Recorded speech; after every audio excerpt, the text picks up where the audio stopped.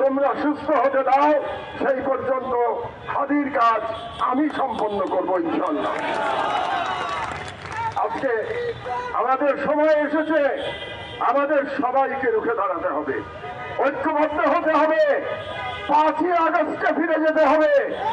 আজকে রাজনৈতিক নেতারা শুধুমাত্র ক্ষমতায় যাওয়ার জন্য 5ই আগস্টকে অস্বীকার করবে, ভারতীয় হেজেমনির সাথে সারেন্ডার করবে, আওয়ামী ফ্যাসিবাদকে পুনর্বাসিত করতে হবে, সেই সমস্ত রাজনৈতিক ব্যক্তিকে আপনারা প্রত্যাখ্যান করুন।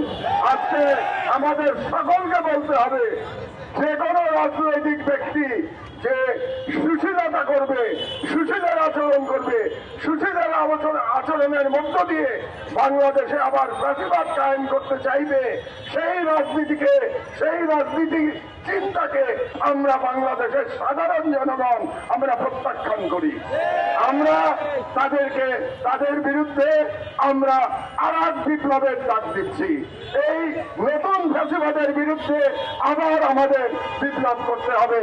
আপনারা সেই বিপ্লবের জন্য প্রস্তুত হয়ে যান।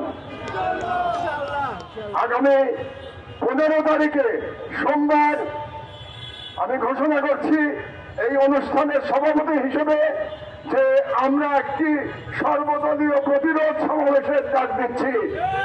আগামী 15 তারিখ সোমবার বিকাল 3টায় শহীদ মিনারে আমি আহ্বান জানাচ্ছি প্রতিটি রাজনৈতিক দলকে, যারা ভারতীয় ফ্যাসিবাদকে বিশ্বাস করেন না, যারা আওয়ামী ভারতীয় সম্প্রসারণবাদকে বিশ্বাস করেন না, আওয়ামী ফ্যাসিবাদের বিরুদ্ধে লড়াই করতে চান, প্রতিটি রাজনৈতিক দলকে আমি আহ্বান জানাচ্ছি সেই সর্বদলীয় প্রতিরোধ সমাবেশ